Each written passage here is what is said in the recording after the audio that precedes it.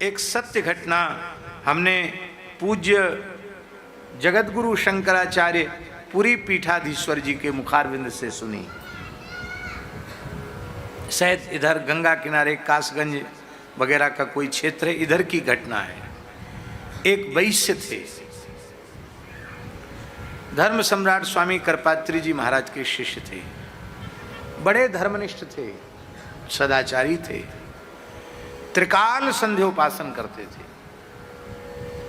वैश्य होकर समय से त्रिकाल स्नान, त्रिकाल संध्या, नित्य रुद्राभिषेक करते थे, बहुत अच्छे थे।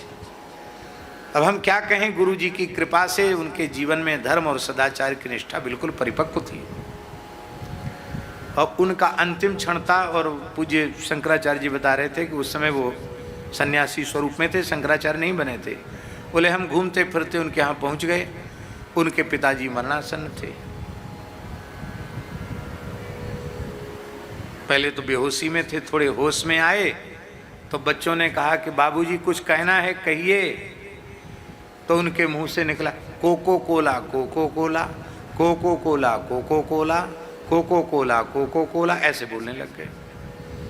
उस जमाने में कोई जानता भी नहीं था कि कोको कोला क्या चीज़ होती है। एक पीने वाली चीज़ होती है कोको कोला, उसमें कोको कोला चला नहीं था, तब की बात है। कोको कोला, कोको कोला, बोले कोई समझ में नहीं आ रहा क्या कह रहे हैं। तो पुत्रों ने हमसे पूछा क्या करें। अरे बोले क्या करें, कोई चीज़ मुंह में उटपटांग डाल मत देना, कोको कोला कह रहे हैं तो पता नहीं किस जन्म के पाप का उदय हुआ है जो मुख से भगवान नाम नहीं आ रहा है, ये अपशब्द मुंह से निकल रहा है। तब क्या करें। बोले तत्काल घर में शालिग्राम जी हैं। बोले हैं। गंगाजल है। बोले है। भगवान शालिग्राम जी को स्नान कराओ, उनका चरणामृत तुलसी जल मुख में तत्काल डालो। कहते जैसे ही गंगाजल शालिग्राम जी का चरणामृत तुलसी जल छोड़ा, वो कोको कोला निकलना बंद हो गया और राम नाम उच्चारण करते हुए उन्होंने देह का त्याग किया। ये घटना मैंने स्वयं उनके मुख से एक प्रवचन में सुनी। अब हम एक निवेदन कर रहे हैं एक बात का। वो निवेदन हम ये कर रहे हैं कि मान लो उनके घर में महापुरुष न आए होते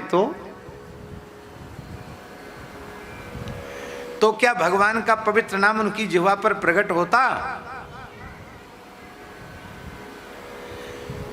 इसलिए जीवन में किस व्यक्ति के मुंह से भगवान का नाम अंतिम क्षण में निकलेगा बहुत कठिन है। महाराज जी जीव गोस्वामी जी ने भागवत जी की टीका में एक बड़ी ऊंची बात कही।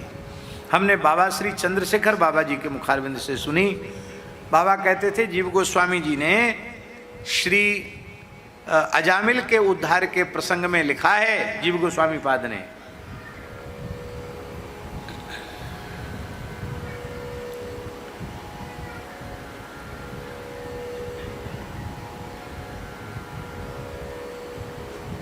भगवत भागवत अपराध शून्य चित्ता नाम देहांत काले भगवत स्मृतिर्भवती।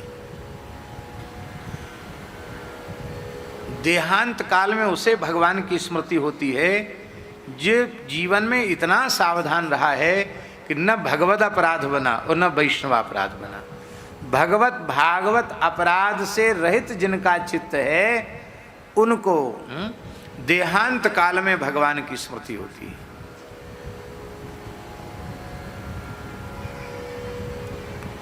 तो अजामिल कौन सा भगवत भागवत अपराध से विमुक्त था, उसने तो अपराध ही अपराध किए थे।